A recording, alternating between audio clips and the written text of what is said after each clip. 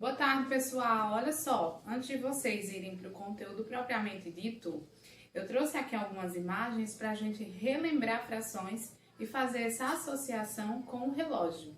Olha só, nesse primeiro círculo aqui, eu tenho 4 divisões iguais com apenas uma pintada, portanto, eu vou ter 1/4, né? O 4 no meu denominador, que é o número total de divisões, e a parte pintada no meu numerador, tá? Então, eu vou ter 1/4, ok? Aqui, ó, eu tenho o mesmo círculo, também dividido em 4 partes iguais, onde 2 delas estão pintadas. Portanto, eu tenho 2/4 da figura pintada. Aqui, ó, eu tenho uma outra figura também, tá? Com 4 partes iguais, onde 3 estão pintadas. Portanto, eu tenho 3/4 da parte pintada. E, por fim, eu tenho o último círculo completamente pintado, também dividido em 4 partes iguais. Então, eu tenho 4/4 da parte pintada, representado por uma fração. Ah, e qual é a relação que existe entre o relógio? A gente pode fazer essa associação, ó.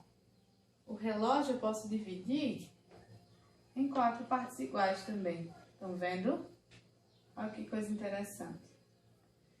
Então, como vocês vão ver daqui a pouco, quando estiverem vendo o tempo e as frações, a gente pode fazer essa associação, né? Como eu representei as frações e a gente pode fazer essa associação do visor do relógio, né? Com esses círculos, tá? Que é dividida em 4 partes iguais. Então, se uma hora tem 60 minutos, cada parte dessa pode representar 15 minutos. Por exemplo, tá? Que vai dar no total 1 hora, ok? Mas isso vocês vão conseguir compreender melhor agora, tá bom? Boa tarde, pessoal. Espero que todos estejam bem, que todos estejam revigorados para mais uma terça-feira, e a aula de hoje é matemática. Olha só, na aula passada, né, anterior ao feriado, nós iniciamos o conteúdo de matemática novo do 4º bimestre, falando sobre o tempo do relógio, falando sobre as horas. Na verdade, é algo que vocês já tinham estudado, né? Então, na aula passada, né, nós revisamos horas, minutos e segundos. E hoje a gente vai utilizar essa noção para trabalhar juntamente com frações. Então, vocês vão abrir na página 10 e o título é O Tempo e as Frações. Vamos aprender como é que essa relação se dá. Olha só. Você sabia que dizer as horas na Espanha é diferente de como dizemos aqui no Brasil? Observe como os espanhóis leem as horas representadas a seguir. Então, aí, ó, meu ponteiro maior, ele tá no 3 e o meu ponteiro menor, ele tá no 6. Isso quer dizer que são 6 horas e 15 minutos. Mas na Espanha, eles dizem son las 6:15, tá? Parece muito com a fração que a gente estuda aqui, não é? Então, nessa situação que os espanhóis, eles pronunciam, a expressão 1/4 é usada para indicar 15 minutos. E a gente vai entender por quê. Hoje, principalmente, a gente vai ver essa noção dos minutos com as frações, tá bom? Olha só, na aula passada nós aprendemos que 1 hora tem 60 minutos, não foi? Não foi isso que a gente aprendeu? Então, 1/4 de 1 hora, né, vai ser igual a 60 minutos dividido por 4. Lembram que a gente trabalhou com frações, a gente trabalhou aquela divisão do todo? Olha só, eu vou até colocar aqui, depois eu apago, para não atrapalhar os exemplos. Deixa eu ver onde eu vou colocar. Olha, vou colocar aqui. Então, ó, 60 minutos é igual a 1 hora, não é? 1/4 de 60 é só eu dividir. 60 dividido por 4 é igual a 15. Então, 1/4 de 1 hora equivale a 15 minutos, certo? Relacionando as horas com as frações, temos. Aí eu queria que vocês observassem muito bem os exemplos do livro de vocês, certo? Que são esses aqui. Porque aqui na lousa, ele não tá muito claro, né, ó. Não dá pra vocês verem nitidamente, mas no livro dá pra ver direitinho. No primeiro relógio, né, eu tenho o ponteiro menor no 12 e o ponteiro maior no 3. Isso quer dizer que são 6h15 da manhã ou 18h15 da noite, que é a mesma coisa, né? A gente também fez aquela divisão do dia e da noite, né? Então, ó, isso quer dizer que são 6h15. Aí, ó, para representar os minutos, eu tenho 1/4 de hora, né? Então, ó, 15 minutos, 1/4 é equivalente a 15 minutos, tá? Agora, vamos para o próximo exemplo. No relógio de número 2, eu tenho o ponteiro menor no 12 e o ponteiro maior no 6. Isso quer dizer, ó, fazendo aquela contagem que eu ensinei para vocês, 5, 10, 15, 5, 10, 15, 20, 25, 30. Isso quer dizer que são 6h30, não é? Ou 1/2, ó. Vejam que aqui também dá 30 minutos. Como é que eu posso chegar a esse resultado sem olhar para o relógio? É só eu dividir 30 por 2. Aliás, perdão, dividir 60, errei, 60, que é o todo, né? 1 hora tem 60 minutos, pelo denominador da minha fração, que é 2, que vai dar 30. Ok? Então, vocês podem fazer dessa forma, como também foi feito aqui, né? 60 dividido por 4, 15. 60 dividido por 2, 30. Agora, vamos para o próximo exemplo, que é o exemplo de número 3, do relógio número 3. Eu tenho aí o ponteiro menor no 12 e o ponteiro maior no 9. Isso quer dizer que são 11h45, tá? Só que, diferentemente dessas duas de cima, onde eu pude dividir o todo, que são a quantidade de minutos que tem dentro de 1 hora pelo denominador da fração, aqui eu vou usar somente a lógica, né? Ó, se 1/4 é equivalente a 15 minutos, se 1/2 é equivalente a 30 minutos de 1 hora, né? E 3/4 é igual a 45 minutos, quando eu multiplico 3 vezes 15, eu vou ter justamente 45, ó, pegando esse resultado daqui, tá? Ó, 1/4 e aqui eu tenho 3/4. Então, é só multiplicar 3 vezes 15, 45. Ou simplesmente olhar para o relógio. Por fim, eu tenho 4/4, que vai equivaler a todo o relógio, né? A volta completa, que é equivalente a 12 horas, né? Ou da tarde ou meia-noite, né? Então, ó, é só fazer a provinha real. Até coloquei o sinal errado aqui às vezes. 4 vezes 15 é igual a 60. Então, 1 hora tem 60 minutos, que é a quantidade de minutos que o relógio dá para ter uma volta completa. Não foi isso que nós estudamos na aula anterior?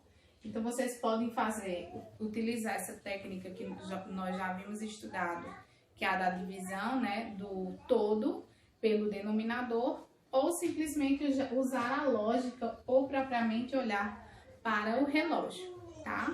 Então, eu representei os meus minutos através de uma fração. É isso que vocês vão fazer nas atividades de vocês, da página 11 e da página 12, ok? Na próxima aula, nós falaremos sobre giros e ângulos. Pessoal, dando continuidade aos nossos conteúdos da aula de hoje, eu queria que vocês abrissem na página 13, onde nós vamos falar sobre giros e ângulos, tá? Olha só, eu tenho um texto aqui bem legal sobre ginástica rítmica. Eu vou ler para vocês e vocês acompanham essa leitura, tá bom? Olha só. Beleza, elasticidade, habilidade, graciosidade, agilidade, expressão artística, essas são algumas das qualidades necessárias à praticante da ginástica rítmica. E todas elas são encontradas mais facilmente nas mulheres, únicas participantes da modalidade. A GR, como é chamada, surgiu por volta da década de 20, quando foram acrescentados novos exercícios e música à ginástica artística. Seu primeiro campeonato foi disputado em 1961, justamente um ano antes da Federação Internacional de Ginástica reconhecer a categoria. A estreia em Jogos Olímpicos aconteceu mais tarde, em Los Angeles, 1984. A ginástica rítmica conta com provas individuais e por conjunto, na qual 5 ginastas se apresentam juntos. Os aparelhos utilizados na GR são arco, maçã, bola, fita e corda. E hoje a gente vai ver qual é a relação dessa fita, desses giros com os ângulos, tá? Vejam que na página 13 tem a imagem de Laura, que é uma ginasta, tá? Eu queria que vocês prestassem atenção, principalmente nessas etapas de agora. Então, Laura, ela é uma ginasta, tá? E ela está treinando com a fita para uma competição de ginástica rítmica. Na página 14, eu tenho todas as etapas que Laura percorre. Olha só, acompanhe os giros que Laura deu nesse primeiro campeonato. Olha só, vejam bem, acompanhe, tá? No primeiro giro, ela deu uma volta completa, certo? Com a fita dela. No primeiro giro, ela deu uma volta. Já no segundo giro, Laura deu um giro de 1/2 volta, né? Ou seja, ela deu a metade de um giro, certo? O terceiro giro, Laura deu 1/4 de volta. Ou seja, ela deu menos da metade de um giro, né? A metade da metade de um giro. Já no quarto giro, Laura deu um giro de 3/4 de volta. Ou seja, ela quase deu um giro completo, certo? Vocês precisam sempre considerar uma volta, né? Como um todo, ok? Então, vejam só. Na página 15, a gente vai ter a explicação sobre ângulos, né? Ao girar, quando Laura gira, ela muda de direção, ó. Esses giros ou mudanças de direção correspondem a ângulos, que podem ser medidos pelo número de voltas.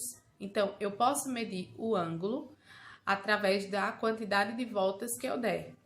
O giro de 1/4 de volta, que é esse terceiro giro dela, por exemplo, recebe o nome de ângulo reto. Olha só, esse giro aqui de Laura é chamado de ângulo reto. O giro definido por um ângulo menor do que o ângulo reto, tá? Então, um ângulo menor do que esse, que não está nem representado aqui no livro, ele é chamado de ângulo agudo, tá? Então, ele tem que ser um pouquinho menor do que o ângulo reto. O giro definido por um ângulo maior do que o ângulo reto, que eu posso representar, por exemplo, nesse segundo giro, ó. Estão vendo? Eu posso dar o nome a ele de ângulo obtuso. Então, eu tenho 3 tipos de ângulos diferentes que nós precisamos estudar. O ângulo reto, né? Que representa 1/4 de volta.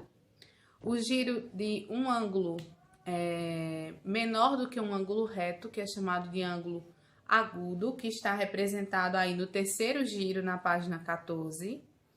E o ângulo obtuso, que é um giro definido por um ângulo maior do que o ângulo reto, que eu posso representar, por exemplo, no quarto giro, tá? Então, esses são os tipos de ângulos que nós veremos hoje, tá certo? Lembrando que, ao girar, né, nós mudamos de direção.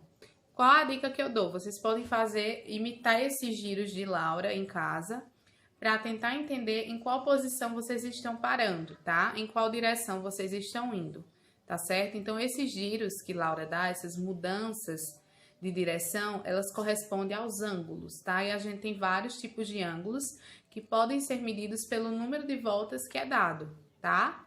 Então, nós vimos ângulo reto, ângulo agudo e ângulo obtuso, ok? É isso, pessoal. Um beijo. Tchau, tchau.